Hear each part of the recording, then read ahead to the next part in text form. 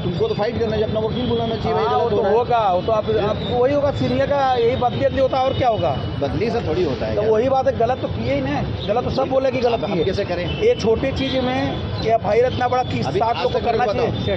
मैं क्या पहली बार ऐसा हुआ। आपके भाई पत्रकार नमस्कार, सत्यपरिचितमध्ये आपल्या सर्वांचं स्वागत आहे। मीरा भाईंदरमध्ये दिवसेंदिवस जमीन बळकावण्याचे प्रकार सुरू आहे आणि या जमीन बळकावण्यासाठी कुठे ना कुठे राजकीय पक्षाशी निगडीत असलेल्या समर्थकांचा आणि कार्यकर्त्यांचा सहभाग असल्याचं दिसून येत आहे।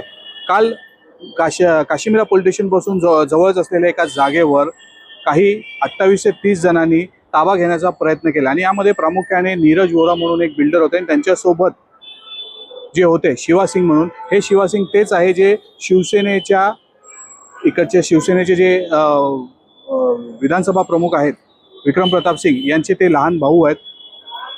यांना पोलिसांनी काल अटक केलेली आहे। एका जागेवर ते गेले होते आणि त्या ठिकाणी त्यांच्यासोबत 28 ते 30 जण सोबत होती। जमीन बळकावण्याचा हा प्रकार होता। त्यानंतर पोलिसांनी या प्रकरणात कारवाई करत त्या सर्वांना या ठिकाणी काशीमीरा पोलीस स्टेशनमध्ये आणलं आणि त्यानंतर FIR दाखल करण्यात आली, म्हणजे गुन्हा दाखल करण्यात आला। मात्र या सर्व प्रकरणामध्ये आश्चर्याची बाब म्हणजे गुन्हा दाखल केल्यानंतर एकही व्यक्तीचं नाव त्या FIR मध्ये, त्या गुन्ह्यामध्ये, त्या FIR मध्ये नोंदवण्यात आलेलं नाही। आणि काल ज्यावेळी या सर्वांना मेडिकलसाठी घेऊन जात होते, वैद्यकीय तपासणीसाठी जेव्हा घेऊन जात होते, त्यावेळी काही पत्रकार, काही प्रसारमाध्यमे या ठिकाणी उपस्थित होते आणि त्यांनी यांचे ते व्हिडिओ बनवले। त्याच्यामध्ये स्पष्टपणे दिसत आहे की नीरज वोरा, शिवासिंग आणि त्यांच्यासोबत अन्य 28 ते 30 जण या ठिकाणी त्या गाडीत बसून जात आहेत, त्यांची तपासणी करण्यासाठी घेऊन जात आहे। आज त्यांच्यापैकी 14 जणांना जामीन भेटला आहे आणि उरलेल्या 14 ते 15 जणांना न्यायालयीन कोठडी भेटली आहे। त्यापैकी जे मास्टर माइंड आहेत या प्रकरणाचे शिवासिंग आणि नीरज वोरा यांना फक्त नोटीस देऊन सोडण्यात आलं आहे।